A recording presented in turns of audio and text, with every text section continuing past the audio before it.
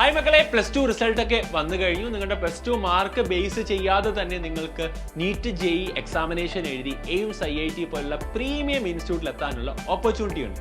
അപ്പോൾ ഈ പ്രീമിയം ഇൻസ്റ്റിറ്റ്യൂട്ടിൽ നിങ്ങൾ എത്തണമെങ്കിൽ അടുത്ത വർഷത്തെ 1 ഇയർ നീറ്റ് ജെഇക്ക് വേണ്ടി തയ്യാറെടുക്കണം.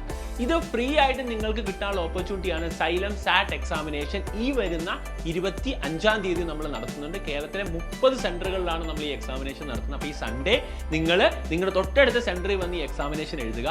സിലബസ് എന്താണെന്ന് ചോദിച്ചു കഴിഞ്ഞാൽ +2 സിലബസ് തന്നെ. അപ്പോൾ നീറ്റിന് ഫിസിക്സ് കെമിസ്ട്രി ബയോളജി ആണ്, അതിന് +2 സിലബസ് ബേസ് ചെയ്തിട്ടായിരിക്കും എക്സാം വരിക.